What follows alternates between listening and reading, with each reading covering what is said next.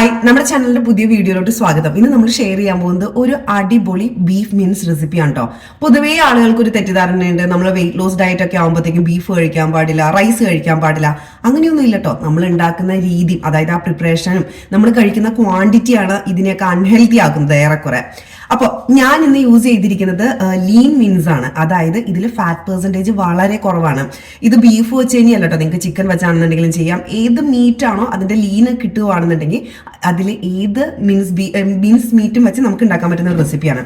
നിങ്ങളൊരു batch cooking ചെയ്യുന്ന ഒരാളൊക്കെ ആണെന്നുണ്ടെങ്കിൽ ഇതിലും ഈസി ആയിട്ടുള്ള റെസിപ്പി ഇല്ല. അത്രയ്ക്ക് എളുപ്പമാണ് ഇത്. എന്താ പറയാ, ഇതൊരു 5 ദിവസത്തേക്കുള്ളത് ഇപ്പം ഞാൻ ഓൾറെഡി കുക്ക് ചെയ്ത് വെച്ചിട്ടുണ്ട്. ഇതിപ്പോൾ ഒരു 3 ദിവസത്തേക്ക് എന്തായാലും ഓടി എനിക്ക് ഹസ്ബൻഡിനും ഇവിടെ വേണ്ടിയിട്ട്.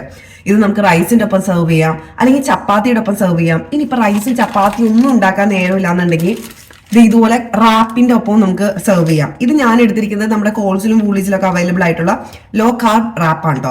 നിങ്ങൾ റാപ്പിന്റെ ഒക്കെ ഒപ്പം സെർവ് ചെയ്യുമ്പോൾ ജസ്റ്റ് ഒരു റാപ്പും ഇത് മാത്രം എടുക്കാം. അല്ലാതെ 2 റാപ്പും ഇതൊക്കെ ആകുമ്പോഴത്തേക്കും ഒത്തിരി ക്വാണ്ടിറ്റി ആവും. ഞാൻ നേരത്തെ പറഞ്ഞാൽ തന്നെ വെയിറ്റ് ലോസിന് മെയിൻ ആയിട്ട് നമ്മൾ നോക്കേണ്ടത് നമ്മൾ ഉണ്ടാക്കുന്ന ഫുഡിന്റെ പ്രിപ്പറേഷനും നമ്മൾ കഴിക്കുന്ന ക്വാണ്ടിറ്റിയാണ്.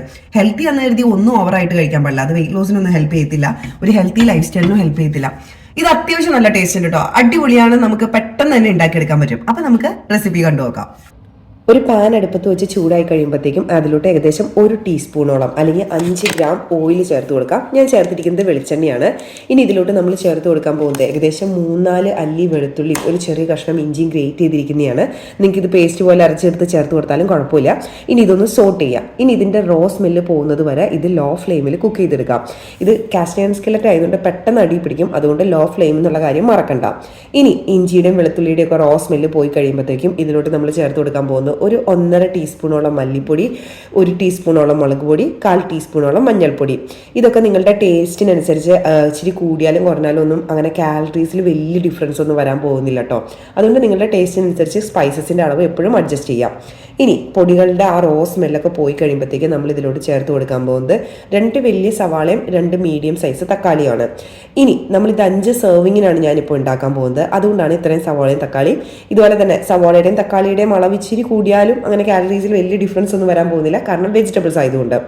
ഇനി ഇതൊന്ന് നന്നായിട്ട് മിക്സ് ചെയ്തതിന് ശേഷം ആവശ്യത്തിന് ഉപ്പും കൂടെ ചേർത്ത് കൊടുത്ത് ലോ ഫ്ലെയിമിൽ ഏകദേശം ഒരു 30 to 40 സെക്കൻഡ്സ് മൂടി വെച്ച് വേവിക്കാം. ഞാൻ നേരത്തെ പറഞ്ഞോളം തന്നെ ഇത് കാസ്റ്റ് അയൺ സ്കില്ലറ്റ് ആയതുകൊണ്ട് പെട്ടെന്ന് അടി പിടിക്കാൻ ചാൻസ് ഉണ്ട്. അതുകൊണ്ട് ഇതിങ്ങനെ മൂടി വെച്ചിട്ട് നമ്മൾ സാധാരണ നോൺ സ്റ്റിക്ക് പാത്രത്തിൽ വെച്ചുകൊണ്ട് പോകുന്ന പോലെ അങ്ങ് പോയി കഴിഞ്ഞാൽ ഇത് അടി പിടിക്കും. ഇനി ഇത് മൂടി വെച്ച് ഒരു 30 to 40 സെക്കൻഡ്സ് കഴിയുമ്പോഴത്തേക്കും ഇത് തുറന്ന് ഇതിലോട്ട് ആവശ്യത്തിന് തിളച്ച വെള്ളം ചേർത്ത് കൊടുക്കുക. ഉപ്പിൻ്റെ ഒക്കെ അളവ് ആവശ്യത്തിനുണ്ടോ എന്ന് നോക്കുക. ഇനി ഇത് തിളച്ച വെള്ളം കൂടെ ചേർത്ത് കൊടുത്തതിന് ശേഷം ഉപ്പും കൂടെ ചേർത്ത് നന്നായിട്ട് മിക്സ് ചെയ്തതിന് ശേഷം നമുക്ക് വീണ്ടും ഇതുപോലെ തന്നെ ലോ ഫ്ലെയിമിൽ മൂടി വെച്ച് വേവിക്കാം. ഇപ്പോഴും ആ തക്കാളിയും സവോളയൊക്കെ കഷ്ണമായിട്ട് തന്നെ കിടക്കണേ. നമുക്ക് അതുപോലെ വേണ്ട, നമുക്ക് നല്ല പേസ്റ്റ് പോലെ നല്ല പേസ്റ്റ് പോലെ അരിഞ്ഞു കിട്ടാൻ പാകത്തിന്. ഇനി അതൊക്കെ വേവിച്ച് കുറച്ച് നേരം കഴിയുമ്പോഴത്തേക്കും അതിലെ വെള്ളമൊക്കെ വറ്റി ഈ സവോളയും തക്കാളിയൊക്കെ നന്നായിട്ട് വെന്ത് കഴിഞ്ഞ് വരുമ്പോഴത്തേക്കും നമ്മൾ ഇതിലോട്ട് ചേർത്ത് കൊടുക്കാൻ പോകുന്നത് മിൻസ്ഡ് മീറ്റാണ്. ഞാൻ എടുത്തിരിക്കുന്നത് 1/2 കിലോ ബീഫാണ്. ഞാൻ ഇൻട്രോയിൽ പറഞ്ഞ പോലെ തന്നെ ഇത് ലീൻ മീൻസ് ആണ്. അതായത് ഇതിൽ ഫാറ്റ് പെർസെൻറ്റേജ് വളരെ കുറവാണ്. സാധാരണ നമ്മൾ മിൻസ് മീറ്റ് മേടിക്കുന്നതിൻ്റെ അത്രയും ടേസ്റ്റ് ഇതിനില്ല ശരിക്കും, കാരണം ഇതിൽ ഫാറ്റ് പെർസെൻറ്റേജ് തീരെ കുറവാണല്ലോ. ശരിക്കും ഫാറ്റ് പെർസെൻറ്റേജ് കൂടുമ്പോഴാണ് ടേസ്റ്റ് കൂടുന്നത്. പക്ഷേ ഇത് ഹൈ പ്രോട്ടീനാണ്. നിങ്ങളിപ്പോൾ ഒരു വെയിറ്റ് ലോസ് ഡയറ്റ് ഒക്കെ ഫോളോ ചെയ്യുമ്പോൾ ഇത് നല്ല കറക്റ്റ് സ്യൂട്ടബിൾ ആയിട്ടുള്ളൊരു ഓപ്ഷനാണ്. ഇനി ഇതിന് പകരമായിട്ട് നമുക്ക് ചിക്കൻ്റെ മിൻസ് ആണെങ്കിൽ ചേർക്കാം, അല്ലെങ്കിൽ ടർക്കി, അല്ലെങ്കിൽ നിങ്ങളുടെ കയ്യിൽ ഏതാണോ അവൈലബിൾ ആയിട്ടുള്ളത് അങ്ങനെ ചേർക്കാം കേട്ടോ. ഇപ്പം വെജിറ്റേറിയൻസ് ആണെന്നുണ്ടെങ്കിൽ സോയ് ചേർത്താലും കുഴപ്പമൊന്നും ഉണ്ടാവത്തില്ല. പക്ഷേ ബീഫിൻ്റെ അത്രയും ടേസ്റ്റ് ഒന്നും എന്തായാലും ഉണ്ടാവത്തില്ല. പക്ഷെ നിങ്ങൾക്ക് ഒരു ട്രൈ ചെയ്യാം. ഇനി ബീഫും കൂടെ ചേർത്ത് കൊടുത്തു കഴിഞ്ഞിട്ട് ഇത് ഞാൻ നേരത്തെ പറഞ്ഞോളം തന്നെ ലോ ഫ്ലെയിമിൽ വേവിക്കാം. ഈ ബീഫിൽ നിന്ന് തന്നെ കുറച്ച് വെള്ളം ഇറങ്ങും, അതുകൊണ്ട് നിങ്ങൾ വീണ്ടും വെള്ളം ചേർക്കേണ്ട ആവശ്യമില്ല കേട്ടോ. കുറച്ച് കഴിയുമ്പോഴത്തേക്ക് ഇത് വെന്ത് കഴിഞ്ഞ് ഇത് മൂടി വെച്ച് വേവിക്കുകയാണെന്നുണ്ടെങ്കിലും ഇടയ്ക്ക് തുറന്ന് നോക്കി വീണ്ടും ഇളക്കി കൊടുക്കാനൊന്നും മറക്കണ്ട. അങ്ങനെ അത്യാവശ്യം ഒന്ന് വെന്ത് കഴിഞ്ഞ് വരുമ്പോഴത്തേക്കും ഞാൻ ഇതിലോട്ട് ചേർത്ത് കൊടുക്കുന്നത് കുരുമുളക് പൊടിയും കുറച്ച് ചില്ലി ഫ്ലേക്സും പിന്നെ കുറച്ച് പെരിഞ്ജീരകം പൊടിച്ചതുമാണ്. ഞാൻ തുടക്കത്തിൽ പറഞ്ഞ പോലെ തന്നെ ഈ സ്പൈസസിൻ്റെ അളവൊക്കെ നിങ്ങളുടെ ടേസ്റ്റിനനുസരിച്ച് ഇച്ചിരി കൂടിയാലും കുറഞ്ഞാലൊന്നും കുഴപ്പമില്ല. ഇനി സ്പൈസസ് ഒക്കെ ചേർത്ത് ആവശ്യത്തിന് ഉപ്പൊക്കെ ഉണ്ടോയെന്ന് നോക്കി നിങ്ങളുടെ ടേസ്റ്റിനനുസരിച്ച് എല്ലാം ഒന്ന് കറക്റ്റ് ആക്കിയതിന് ശേഷം ഇതിൽ വെള്ളം ഒന്ന് ആ ബീഫിൽ അഡീഷണൽ ആയിട്ട് വന്നിരിക്കുന്ന വെള്ളം ഉണ്ടല്ലോ നമുക്കൊന്ന് ഡ്രൈ ചെയ്തെടുക്കാം.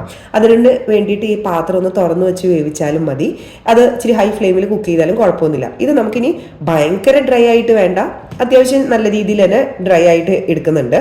ഇനി ഇതൊന്ന് അത്യാവശ്യം നന്നായിട്ട് ഡ്രൈ ആയി കിട്ടിക്കഴിയുമ്പോഴത്തേക്കും ഇതിലോട്ട് ചേർത്ത് കൊടുക്കാൻ പോകുന്നത് ഞാൻ ഏകദേശം ഒരു 250 ഗ്രാമോളം ക്യാപ്സിക്കമാണ്. ഞാൻ ജസ്റ്റ് റെഡ് ക്യാപ്സിക്കം മാത്രമേ എടുത്തിട്ടുള്ളൂ. നിങ്ങൾക്ക് ഇതിൽ ക്യാരറ്റ്, ബീൻസ്, ക്യാപ്സിക്കം അതിൻ്റെ ഒരു മിക്സ് ചേർക്കാം, അല്ലെങ്കിൽ പല കളർ ക്യാപ്സിക്കത്തിൻ്റെ മിക്സ് ചേർക്കാം. അങ്ങനെ ഇതിൻ്റെ ഒപ്പം പോകാൻ ചാൻസ് ഉണ്ട് തോന്നുന്ന ഏതെങ്കിലും ഒരു വെജിറ്റബിൾ ചേർത്ത് കൊടുക്കാം, അത്രേ ഉള്ളൂ. നമ്മൾ ഈ ക്യാപ്സിക്കം ഒക്കെ ചേർത്ത് കൊടുത്തതിന് ശേഷം അധികം കുക്ക് ചെയ്യുന്നില്ല കേട്ടോ. ആ ക്യാപ്സിക്കം ആ ഒരു ക്രഞ്ചി പരുവത്തിൽ തന്നെ എടുക്കുന്നത്. അതുകൊണ്ട് തന്നെ ഹൈ ഫ്ലെയിമിലിട്ട് ഒന്ന് നന്നായിട്ട് മിക്സ് ചെയ്യുന്നുള്ളൂ. എന്നിട്ട് 1-2 മിനിറ്റ് കഴിയുമ്പോഴത്തേക്കും ഫ്ലെയിം ഓഫ് ചെയ്യാം. ഇനി ഇതിലോട്ട് കുറച്ച് മല്ലിയിലയും കൂടെ ഞാൻ ചേർത്തിട്ടുണ്ട്. ഇനി ഇത് നിങ്ങൾക്ക് റൈസിൻ്റെ ഒപ്പം സെർവ് ചെയ്യാം, അല്ലെങ്കിൽ നിങ്ങൾക്ക് റൊട്ടിയുടെ ഒപ്പം സെർവ് ചെയ്യാം, അല്ലെങ്കിൽ റാപ്പിൻ്റെ ഒപ്പം സെർവ് ചെയ്യാം. ഒരു കാര്യം ശ്രദ്ധിക്കാനുള്ളത്, ഞാൻ ഇൻട്രോയിൽ പറഞ്ഞ പോലെ തന്നെ ഇത് 5 സെർവിങ്ങിനുള്ള റെസിപ്പി ഉണ്ട്. അപ്പോൾ 5 ആയിട്ട് തന്നെ എടുക്കണം, എന്നാലേ ഇതൊരു ഹെൽത്തി ആവത്തുള്ളൂ. അല്ല നിങ്ങളിത് പോർഷൻ കൂടുതൽ കഴിച്ചാലും പ്രശ്നം തന്നെയാണ്. അപ്പോൾ നിങ്ങൾക്ക് ഈ വീഡിയോ ഇഷ്ടപ്പെട്ടു എന്ന് കരുതുന്നു. നിങ്ങളുടെ കമൻസും ഫീഡ്ബാക്കും ഒക്കെ ഷെയർ ചെയ്യുക. Thank you for watching me. By.